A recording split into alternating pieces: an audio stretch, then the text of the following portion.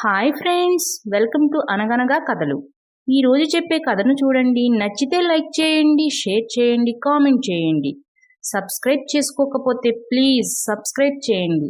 అలాగే నోటిఫికేషన్ కోసం పక్కనే ఉన్న బెల్ ఐకాన్ ప్రెస్ చేయండి. ఇక కథలోకి వెళదాం. అనగనగా ఒక గ్రామంలో సోమరాజు అనే ఒక రైతు ఉండేవాడు. సోమరాజుకి ఒక్కగానొక్క కొడుకు రాజు. రాజు పరమ సోమరిపోతు. తినడం తిరగటం తప్పితే ఏ పని చేసేవాడు కాదు. సోమరాజుకి 2 ఎడ్లున్నాయి. వాటితోనే వ్యవసాయం చేస్తూ ఉండేవాడు. వాటికి బసవయ్య, బసవరాజు అని పేరు పెట్టుకుని ఎంతో ప్రేమగా పిలిచేవాడు సోమరాజు.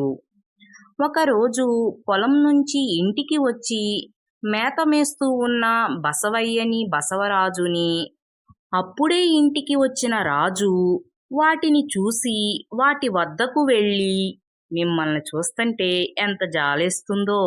ఈ 4 గడ్డి పరకల కోసం ఉదయం నుంచి సాయంత్రం దాకా పొలం పనులు చేస్తూ ఉంటారు. అయ్యో, నన్ను చూడండి, ఏ కష్టమూ లేకుండా ఎంత హాయిగా తిని హాయిగా తిరుగుతున్నానో. నాది జీవితం అంటే అని గర్వంగా అన్నాడు రాజు. అని వాటిని చూసి హేళనగా నవ్వుకుంటూ లోపలికి వెళ్ళబోయాడు. ఇంతలో బసవయ్య, బసవరాజు మాట్లాడుకునే మాటలు వినిపించి అక్కడే ఆగిపోయాడు రాజు. ఏంటి, ఈ సోమరిపోతురాజు మనల్ని చూసి జాలిపడుతున్నాడా? మన తిండి కోసం మనం కష్టపడడం కాకుండా మన కష్టంతో వీళ్ళ కుటుంబాన్ని పోషిస్తున్నాం. అలాగే ప్రపంచంలో కొంతమంది తినే తిండిలో కూడా మన కష్టం కొంతుంది. అది మనకు ఎంత సంతృప్తినిస్తుంది? వీడి వల్ల ఎవ్వరికీ లాభం లేదు. భూమికి భారం తప్పితే వాడు తినే తిండి, కట్టుకునే బట్ట కోసం వాడి తల్లిదండ్రుల మీద ఆధారపడతాడు. అదీ కాక ఏ కష్టమూ చేయకుండా తినే తిండి ఎలా సహిస్తుందిరా? అసలు వీణ్ణి చూసి మనం జాలిపడాలి అని బసవయ్య, బసవరాజు రాజుని చూసి జాలిపడసాగారు. ఆ మాటలు విన్న రాజుకి ఒక్కసారిగా జ్ఞానోదయం అయ్యింది.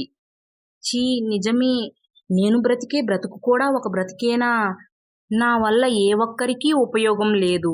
భారం తప్పితే ఇక నుంచి నేను మారాలి అని అనుకుని ఆ మరుసటి రోజు నుంచే వ్యవసాయం పనులు చేస్తూ తండ్రికి సాయంగా ఉన్నాడు రాజు. అలా సోమరిపోతు రాజు శ్రమజీవి అయిపోయాడు. ఫ్రెండ్స్, ఈ కథ మీకు కూడా నచ్చిందనే అనుకుంటున్నాను. Thanks for watching. మరో మంచి కథతో మళ్ళీ కలుద్దాం. అప్పటి వరకు సెలవు. Take care. బాయ్.